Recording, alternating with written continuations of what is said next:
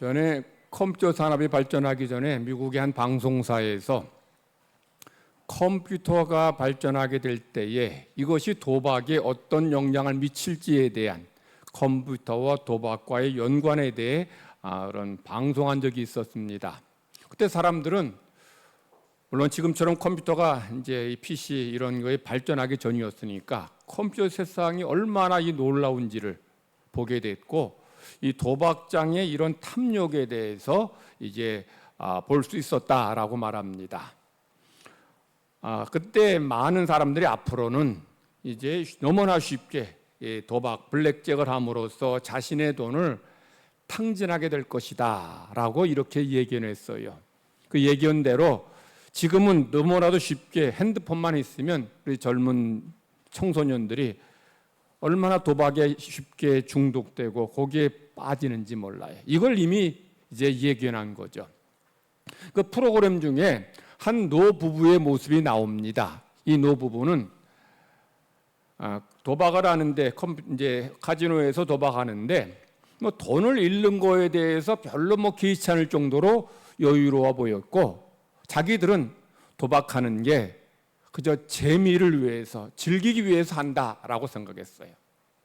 그렇게 해서 이제 방송에 이제 자기 얼굴이 나오는 것을 이제 다 동의하고 이제 방송을 이제 다 이제 녹화를 했는데 나중에 이제 영상에 비친 자기들의 모습을 보면서 경악을 했어요. 저건 우리가 아니야. 이 노부부는 그렇게 외쳤습니다. 그들은 이 도박 기기에 돈을 밀어넣고 승패에 따라서 비명을 지르고 돈을 잃을 때에 신음하는 그런 자기들의 모습을 보면서 너무 부끄러운 거예요. 자기들은 그저 즐기기 위해서 재미로 도박한다고 생각했는데 영상에 비춰진 자신들의 모습은 마치 돈독이 오른 사람처럼 돈에 대한 탐욕으로 이게 도박하는 거예요. 그런 모습 보면서 그가 이 촬영에 응할 때에는 도박하는 게 뭐가 그렇게 나쁘냐라고 이렇게 자기 스스로를 합리화했는데 영상을 보면서 도박 끊어야 되겠다라고 결단했다고 합니다. 저건 우리가 아니야 라는 이 외침이 이 노부부만의 외침은 아닐 것입니다. 많은 사람들은 다른 사람의 모습은 잘 보면서도 정작 자기 자신의 모습은 잘 보지 못하고 알지 못합니다. 그럼 내가 어떤 존재인지 잘 몰라요. 여기서 나의 모습이라고 하는 것은 어떤 외적인 이런 얼굴을 말하는 게 아니죠. 내 속사람, 내 믿음, 내 신앙을 잘 보지 못하는 거죠. 노부부가 저건 우리가 아니야 라고 외쳤을 때에 그들이 생각한 자기들의 모습은 어떤 것이었을까요? 돈에 별로 구애받지 않는, 욕심 부리지 않는 그런 모습으로 생각했을 거예요. 근데 막상 도박판에 들어갔을 때 그는 이 돈에 대한 탐욕으로 가득한 자기들의 모습을 영상을 통해 보게 된 거예요. 성도들의 모습은 어떠해야 됩니까? 오늘 본문 말씀은 하나님의 백성이 어떤 삶을 살아야 되는지 잘 보여주고 있어요. 성도 여러분, 우리 인간이 언제 우리의 그 본 모습이 잘 드러날까요? 사람은 평상시에는 문제나 위기 만나지 않을 때에는 자기의 속모습을 잘 못 봐요. 그런데 문제를 만나고 위기를 만나게 되면 속에 있는 감춰진 모습이 여과 없이 드러나게 돼요. 평안할 때, 아무 문제 없을 때에는 내 속에 부끄러운 모습들을 이렇게 좀 감추기도 하고 이걸 제어할 수가 있어요. 근데 문제를 만나면, 위기를 만나면 이 속에 있는 것이 다 드러나지게 되는 거죠. 자, 그래서 오늘 본문의 시스기야는 국가적인 위기를 만났을 때에 하나님 믿는 백성의 삶이 어떠해야 되는지를 본문에서 잘 보여주고 있습니다. 시스기야는 유대 역대 왕들 중에서 하나님께 칭찬받은 3명의 왕들 중에 하나였어요.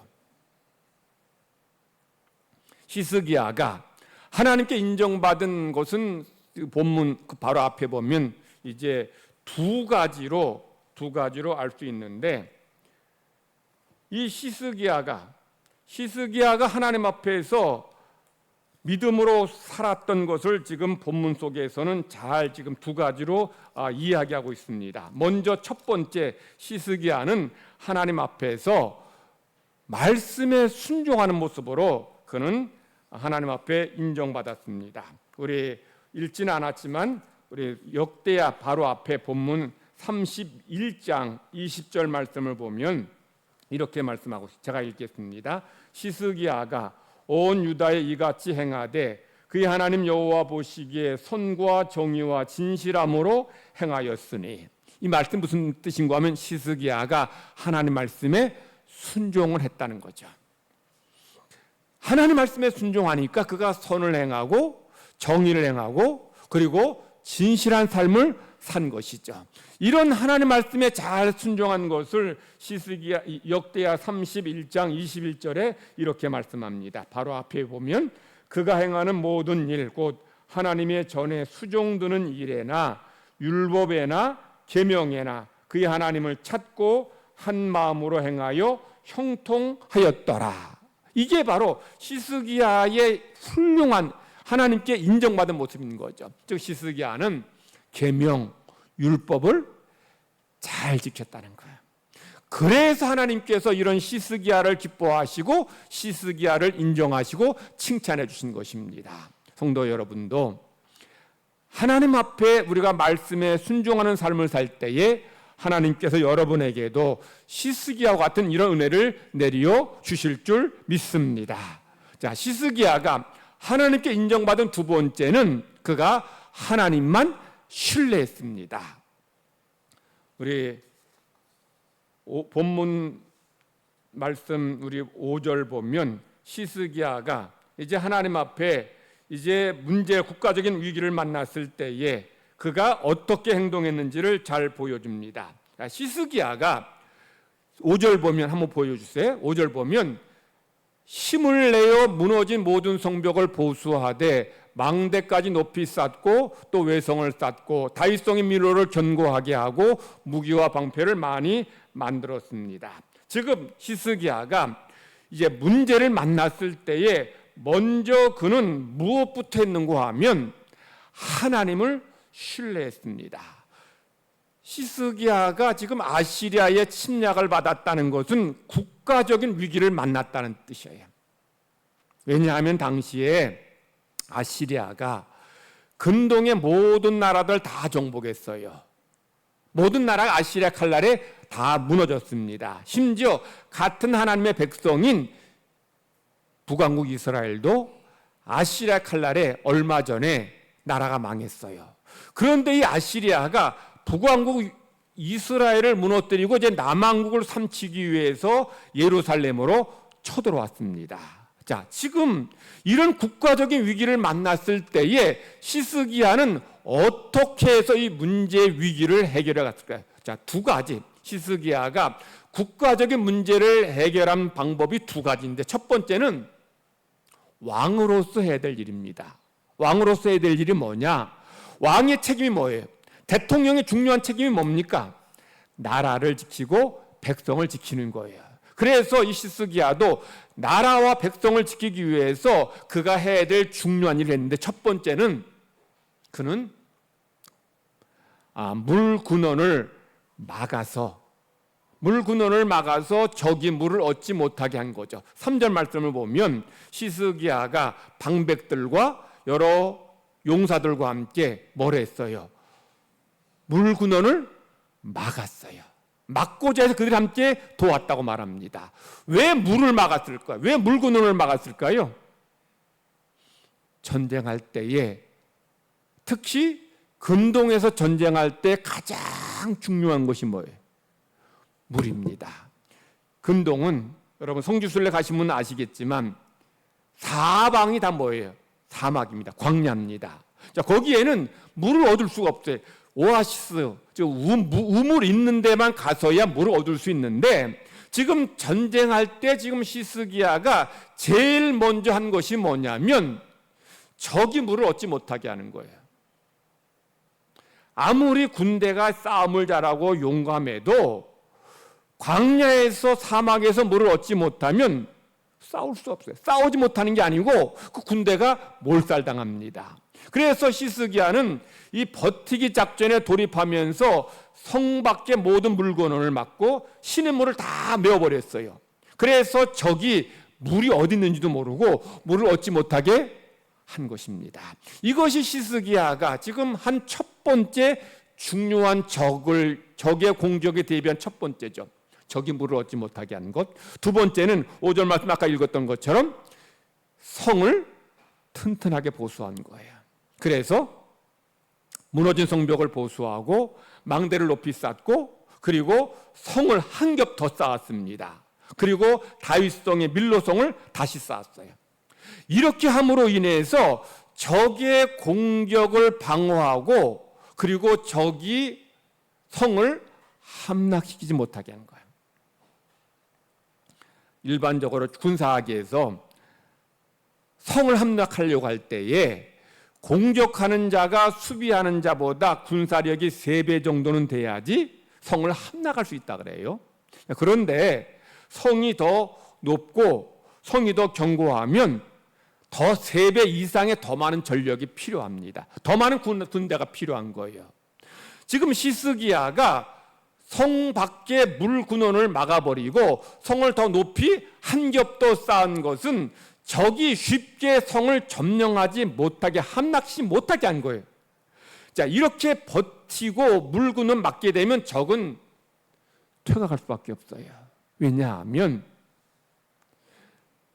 양식도 먹어야 전쟁하지만 더 중요한 것이 물을 마셔야 되는데 성을 빨리 무너뜨리지 못하고 계속 버티기 작전에 돌입하게 되면 결국 적은 가지고 온 물이 다 떨어지게 되면 또 물을 공급받지 못하면 다 몰살당합니다.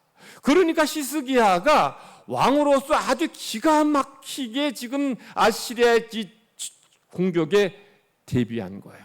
그럼 다른 나라들 무너진 거 보면서 우리가 지금 여기서 살 수 있는 것이 뭐냐? 저 강력한 아시리아의 군대를 막을 수 있는 중요한 것은 첫 번째 물을 얻지 못하게 하는 것이고 적이 언젠가는 이 성을 함락시키겠지만 물이 없으면 성을 함락 못 시키죠. 결국 함락시키기 전에 물이 떨어지면 결국 적이 퇴각할 수밖에 없습니다. 그래서 이 사네립 왕은 첫 번째로 이 물을 막고 물 군론을 막고 그리고 성을 견고히 한 거죠. 두 번째, 이 시스기야가 사네립의 공격에 대비한 두 번째는 하나님의 백성으로서 해야 될 일을 한 겁니다. 하나님의 백성으로 해야 될 일이 뭐예요? 하나님을 신뢰한 것입니다. 왜냐하면 전쟁은 하나님께 속했기 때문에. 그래서 시스기야는 하나님의 도우심을 간구하고 하나님의 도우심을 기도한 겁니다. 오늘 우리에게 주시는 구약의 말씀은 솔로몬이 나라의 평안을 위해서 어떻게 하면 나라가 평안할지를 지금 노래한 겁니다. 거기서 솔로몬이 뭐라고 고백하는가 하면 하나님께서 집을 세워주시지 않으면 세우는 자의 수고가 헛되고 그 다음에 더 중요한 것이 하나님께서 성을 지켜주시지 않으면 파수꾼이 깨어있음이 헛되다라고 말합니다.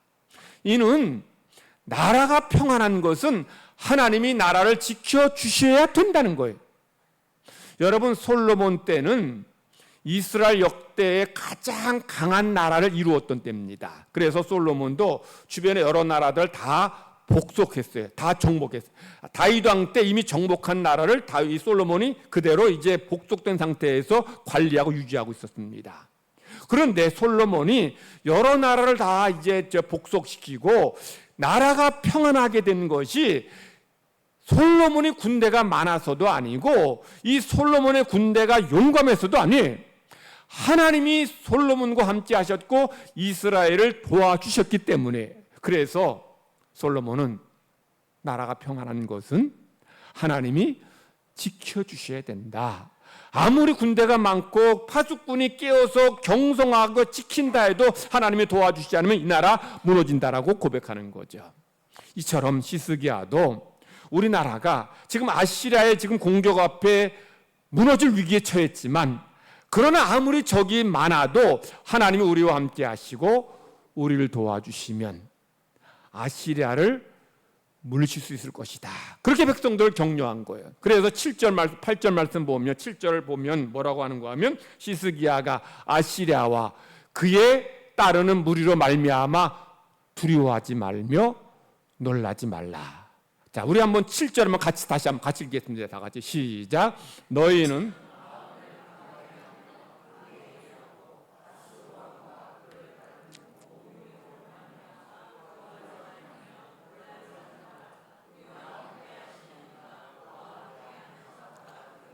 맨 마지막 부분 보세요.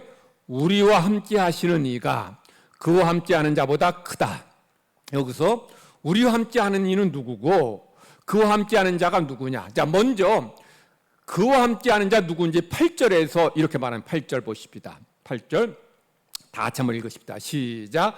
그와 함께 하는 자는 육신의 팔이요 우리와 함께 하시는 이는 우리의 하나님 여호와시라. 반드시 우리를 도우시고 우리를 대신하여 싸우시리라 하며 백성이 유다 왕 시스기야의 말로 말미암아. 자, 지금 그와 함께하는 자는 누구냐면 사네립, 아시리아 왕 사네립과 함께하는 자는 뭐라 그래요? 뭐라 그래요? 크게 얘기해 보세요. 자, 아시리아 사네립 왕과 함께하는 자가 누구라 그래요? 뭐라 그래요? 육신의 팔을. 육신의 팔이 뭐예요? 뭘까요? 그의 군대를 말합니다. 아시리아 군인 18만 5천 명이 아시리아와 함께하는 사람들이에요. 아시리아와 함께하는 가는 육신의 팔, 즉 18만 5천 명의 군인뿐이라는 거죠. 그런데 이스라엘과 함께하는 시스기와 함께하는 자는 누구예요? 우리 하나님 누구? 여호와시요. 자, 지금 성경 기자가 시스기와 함께하는 자, 이스라엘과 함께하는 자가 누구라고 표현하는가 하면 이스라엘의 하나님 여호와시라고 표현하는 것은 이게 어떤 의미인가 하면 하나님은 전쟁의 신이라는 얘기예요. 하나님은 인간의 생명을 주시기도 하시고 거두어 가시기도 하는 창조주시라는 거예요. 하나님은 무슨 일이든 다 할 수 있는 전능자라는 거예요. 그러니 아무리 적이 많아도 하나님을 상대할 수 없다는 거예요. 그러니까 하나님을 이길 수 없다는 거예요. 이미 과거의 이스라엘 백성들은 하나님을 신뢰함으로 인해서 전쟁에서 승리했음을 수없이 많이 경험해요. 다윗 때에 다윗이 어디로 가든지 승리했어요. 그 이유가 뭐냐면 하나님을 신뢰했기 때문입니다. 기드온 때에 300명의 용사로 10만 명이 넘는 적을 물리쳤습니다. 여러분, 300명의 용사가 10만 명이 넘는 적을 물리친 이유가 300명이 뭐 일당천의 용기로 적을 물리치고 싸운 것 아니에요. 하나님이 함께 하셨고 하나님이 도와주셨기 때문에 300명으로 10만 명이 넘는 적을 물리친 겁니다. 그처럼 히스기야는 비록 적이 아무리 많다 할지라도 하나님은 우리 편이시고 우리와 함께 하시니 우리는 승리할 수 있다 고백한 거예요. 그런 믿음의 고백으로 인해서 하나님께서 이 아시리아 18만 5천 명의 군대를 한날에 몰살시킵니다. 그래서 시스기야는 근동에서 영으로 떠오르게 돼요. 이 코딱지만한, 그야말로 코딱지만한 나라가 강대국인 이 아시리아를 물리치고 승리했기 때문이에요. 오늘로 말하면 우리나라가 미국과 싸워서 승리한 것보다 더한 일입니다. 하나님의 함께 하심으로, 하나님을 신뢰함으로 이 시스기야와 이스라엘이 승리했음을 보여주죠. 예슬이가 산부인과 병원에서 간호사로 일합니다. 그런데 일하다 보면 예슬이가 어떤 날은 이 제왕절개 수술한 산모들이 유독이 많다 그래요. 자연분만하는 거야 뭐 때가 되면 애가 나오는 거니까 이거는 뭐 산모 뭐 날짜를 정해서 애가 태어나지는 않겠지만은 제왕절개 수술은 산모가 날짜를 정해요. 물론 의사가 언제쯤 수술하면 좋겠습니다라고 이제 대략 이제 어느 날을 이제 얘기하면 산모가 본인이 원하는 자기 형편에 맞게끔 언제 수술해 주세요라고 이제 수술을 이제 요청한다는 거죠. 근데 뭐 보통 비슷하게 좀 수술이 있을 것 같은데 유독이 어떤 날은 제왕절개 수술하는 산모들이 많다는 거예요. 왜 어떤 날 특별히 제왕절개 수술하는 산모들이 많을까요? 그 어떤 날이 언제일까요? 손 없는 날입니다. 손 없는 날. 손 없는 날이 무슨 날이에요? 손 없는 날은 귀신이 이제 인간의 활동을 방해하고 인간에게 해코지 않은 귀신이 돌아다니지 않아가지고 그래서 인간이 어떤 해를 끼치지 않는 날, 그래서 길한 날을 손 없는 날이라고 그래요.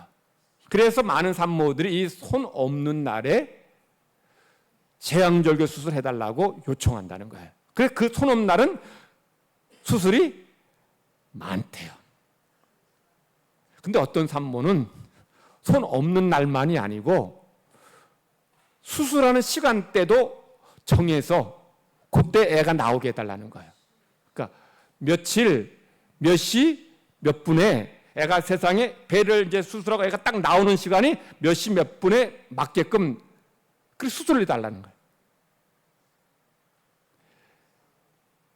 여러분 중에 이런 분은 계실지 모르겠는데 세상 사람들은 손 없는 날을 택해서 수술해서 애를 낳고 손 없는 날 택해서 이사하고 손 없는 날 택해서 결혼해요.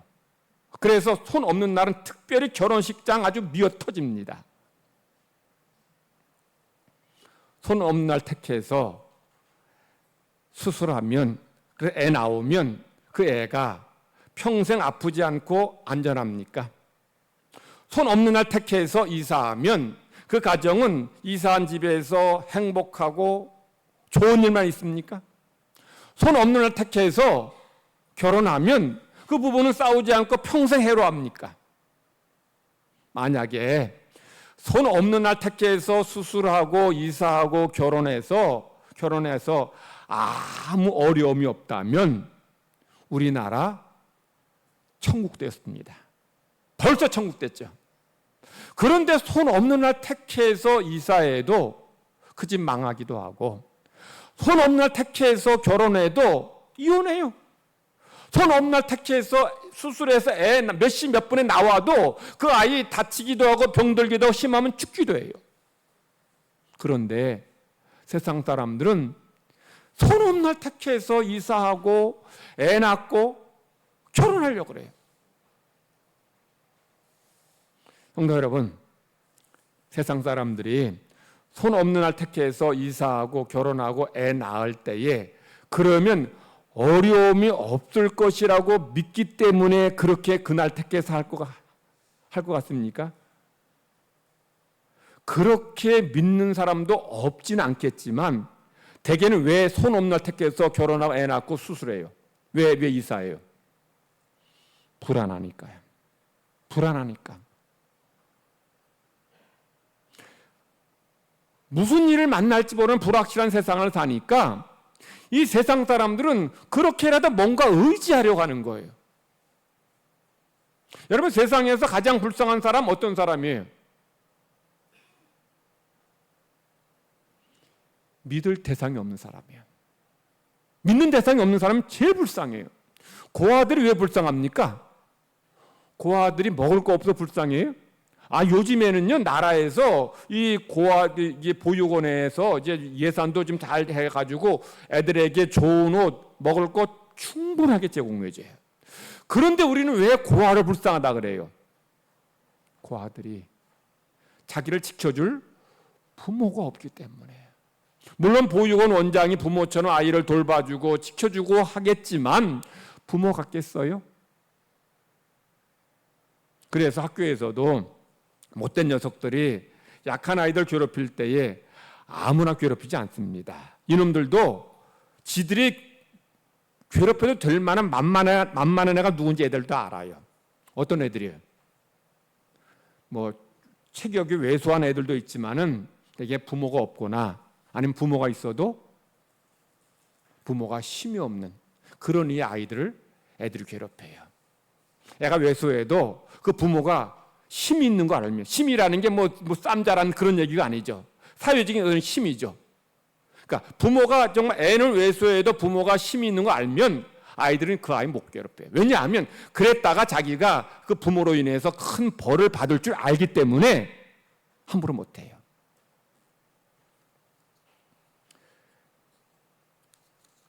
세상 사람들이 손없날 택해서 결혼하고 이사하고 애를 낳는 것은 그들이 믿는 대상이 없기 때문입니다.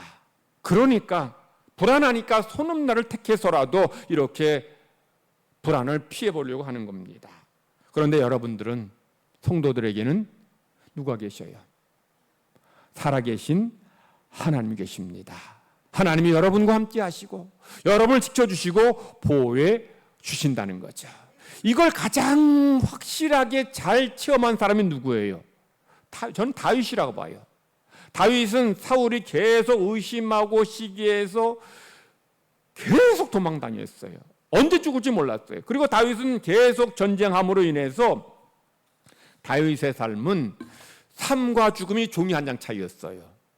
언제 죽어도 이상하지 않은 그런 위험한 삶을 살았던 것이 다윗의 삶이었어요. 근데 다윗은 뭐라고 고백합니까? 내가 사망의 음침한 골짜기로 다녔는데, 즉 사망이 나 바싹 붙어 있었는데, 죽음과 삶이 붙어 있었는데, 그런데 나는 두려워하지 않는다는 거죠. 왜냐하면 하나님이 나와 함께 하시고 하나님이 지팡이와 막대기로 나를 지켜주시고 보호해 주시기 때문에 다윗은 두렵지 않다는 거예요. 오늘 우리에게 주신 신약의 말씀은 하나님의 이런 사랑을 우리에게 말씀하고 있어요. 예수님은 당신이 이제 세상을 떠나고 하늘을 올라가시면 제자들이 불안해야 할 것을 아시고서 이 말씀하셨어요.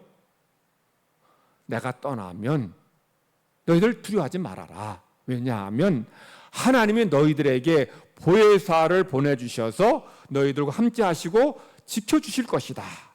보혜사는 어떤 분이에요?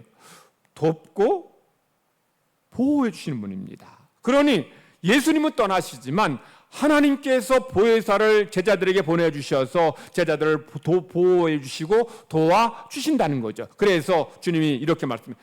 내가 너희를 고아와 같이 버려두지 아니하고 너희에게로 오겠다는 거예요. 즉 예수님이 성령님으로 제자들에게 찾아오셔서 제자들을 지켜주시고 보호해 주신다는 약속의 말씀입니다. 오늘 우리는 6.25 기념 예배로 드립니다.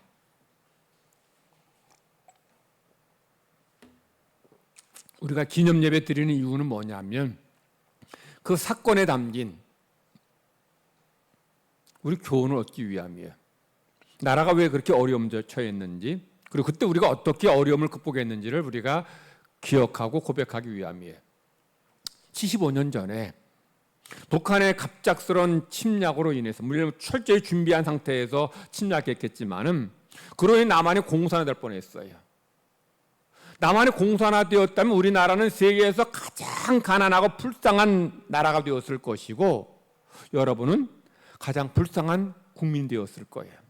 나라가 공산화되었다면 여러분들 먹을 것도 먹지 못하고 자유 누리지 못하고 정말 비참한 삶을 살고 있었을 거예요. 지금 여러분들 대통령 향해서 이재명이 뭐라고 막 이렇게 막 할 수 있는 것도 정말 자유가 있으니까 이렇게 마음대로 얘기할 수 있는 거예요. 북한 같으면 그냥 언제 죽을지는 모르는 그런 우리 정말 자유를 빼앗긴 삶을 살 수밖에 없었는데 하나님께서 여러분 우리 민족 불쌍히 여기시고 한국교회 성도들의 기도 들어주셔서 남한이 공산화되지 않게 막아주시고 지켜주신 거예요. 하나님께서 남한 공산화되지 않도록 극적으로 유엔군 파병하게 해주셨고, 그리고 또한 5,000분의 1 확률로 인천 상륙작전 성공하게 하셨어요. 이 모든 것은 하나님의 은혜입니다. 그래서 우리가 38선 이남만이라도 지킬 수 있게 하신 거죠. 저는 지금 나라 위에 기도할 때마다, 또 통일 위에 기도할 때마다 그런 생각을 해요. 왜 하나님께서 그때 38선 이남만 주셨을까? 그냥 한반도 전체 다 주시지 왜 38선 이남만 주셨을까? 제가 그런 생각하면 그 기도할 때가 많아요. 왜 하나님께서 38선 이남만 우리에게 주셨을까요? 저는 그런 생각이 들더라고요. 하나님께서 우리에게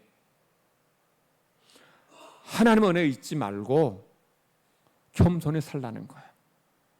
하나님 믿고 신뢰하며 살라는 거예요. 우리 힘으로 이 남한 공산화되지 않게 막은 게 아니라 하나님의 도우심으로 이 남한 공산화되지 않도록 막아주시고 지켜주신 것을 기억하라는 거예요. 만약에 우리나라 백성이, 우리 국민이 하나님의 은혜를 잊지 않고 잊지 않고 산다면 하나님께서 이 남한 지켜주실 뿐만 아니라 북한까지도 이제 하나님께서 통일되게 해주시겠지만, 우리가 하나님의 은혜를 잊어버리고 하나님 앞에 교만히 행한다면 하나님은 남한도 언제라도 무너뜨리게 하실 것이라는 경고라고 봅니다. 여러분, 지금 자유 누리고 지금 평화 누리고 풍성함 누리고 있는데 이것이 우리의 능력으로, 우리의 지혜로 한 것입니까? 근데 우리가 잘 살게 된 것, 우리가 이렇게 평화 누리고 사는 곳, 남한 땅이라도 이렇게 자유 누리고 살게 된 것이 마치 우리의 힘으로 한 것처럼 생각하고 교만할 때가 얼마나 많으냐는 거죠. 우리가 잘나서 이렇게 세계 속에서 이렇게 잘 살게 된 것처럼 착각하지는 않느냐는 거죠. 여러분, 우리가 잘나서도 아니고 우리가 훌륭해서도 아니고 하나님이 우리를 불쌍히 여기시고 특별히 이 땅에 하나님 믿는 성도들의 기도 들어주셔서 이 땅 남한만이라도 지켜주셨고 보호해 주신 거예요. 그러므로 우리가 6.25 기념 예배를 드리면서 지금 누리고 있는 자유, 번영, 평화, 하나님의 은혜임을 잊지 말고 기억하며 또 감사하라는 거예요. 그리고 아직까지 하나님께 북한 38선 이복을 주시지 않은 것은 우리가 하나님 앞에 지금 교만하게 행하고 하나님 뜻대로 살지 않았기 때문은 아닌지 우리 자신을 돌아보고 또 하나님 앞에 돌아오라는 거예요.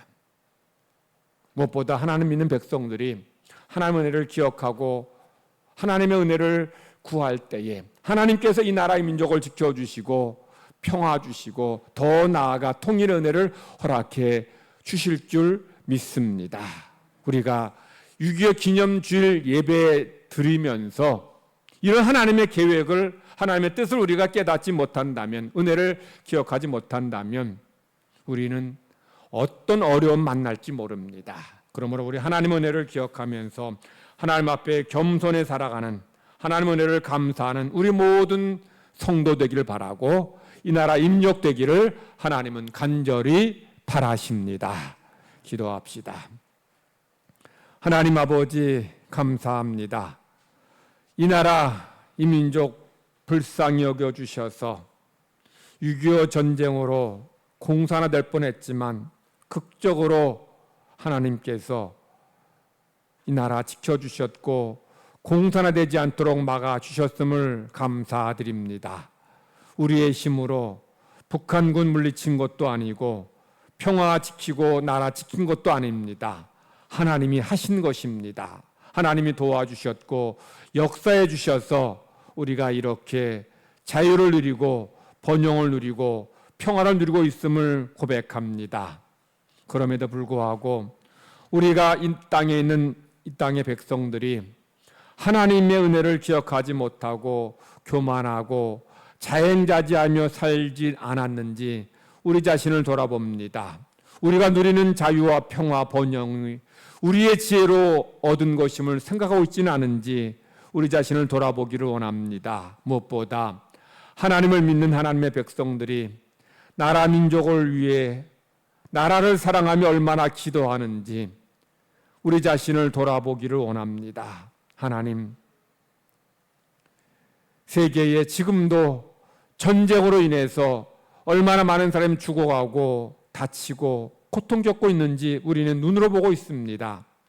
그런 이들 보면서, 그런 나라 보면서, 전쟁의 참상을 보면서 오늘 우리가 누리는 이런 평화를 하나님께 감사하며 평화가 계속 지속되도록, 번영이 지속되도록, 더 나아가 이 땅이 하나님의 능력의 손 안에서 통일되도록 기도하는 이 땅의 모든 성도들 되게 하시고 하나님의 백성들 되게 하여 주시옵소서. 그래서 우리로 인해서 이 땅에 주님의 은혜가 넘쳐나게 하여 주시옵소서. 크신 사랑 감사드리며 예수님의 이름으로 기도드리옵나이다. 아멘.